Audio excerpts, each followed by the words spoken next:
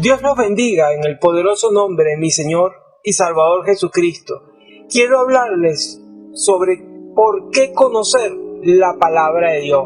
Vayamos al Evangelio de Juan, capítulo 1, versículo 1. En el principio era el Verbo, y el Verbo era con Dios, y el Verbo era Dios. Y el Verbo era Dios.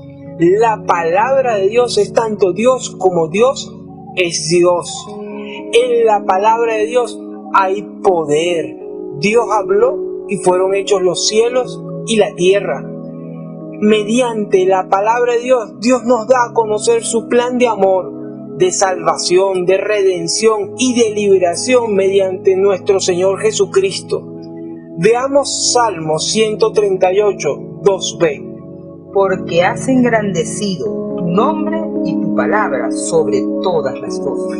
A ese nivel Dios colocó la palabra, la engrandeció junto a su nombre sobre todas las cosas. Y en Juan capítulo 17, versículo 17, santifícalos en tu verdad, tu palabra es verdad. Por medio de la palabra de Dios, Dios nos ha santificado, nos ha colocado a sus hijos en una posición de honor, de honra, de privilegio. Y esta palabra de Dios es verdad, por eso podemos creer en ella. En Juan capítulo 8, versículos 31 y 32. 31. Dijo entonces Jesús a los judíos que habían creído en él: si vosotros permanecéis en mi palabra, seréis verdaderamente mis discípulos. 32. Y conoceréis la verdad, y la verdad os hará libre.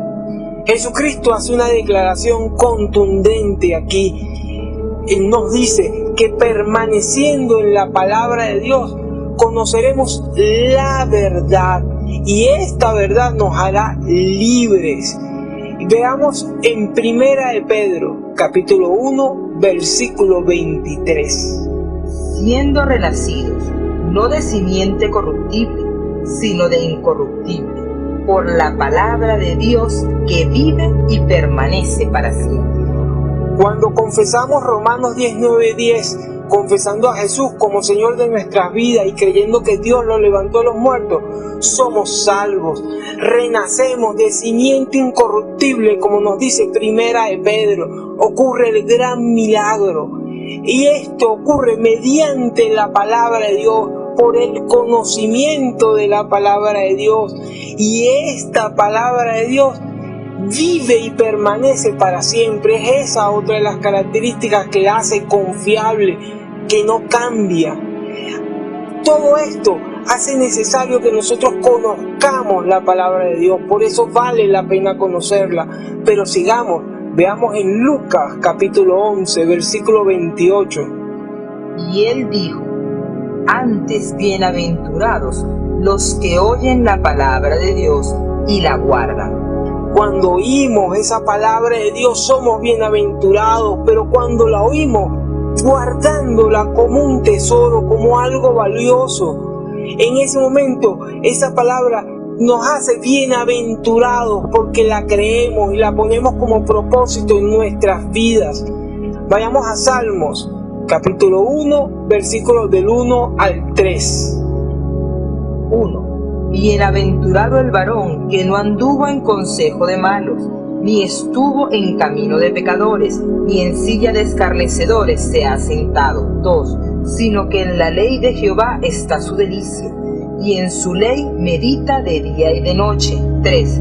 Será como árbol plantado junto a corriente de aguas, que da su fruto en su tiempo, y su hoja no cae, y todo lo que hace prosperará. Cuando la palabra de Dios es para nosotros una delicia, un gozo, y la meditamos de día y de noche con el propósito de hacerla realidad en nuestras vidas, entonces somos bienaventurados. Somos como ese árbol plantado junto a la fuente. Esa fuente es Dios, que suple todas nuestras necesidades, y nuestra hoja permanece verde. Tenemos fruto por cada cosa que hagamos, y todo lo que hagamos prosperará. Por eso hay que conocer la palabra de Dios. Dios los bendiga en el poderoso nombre de Jesucristo.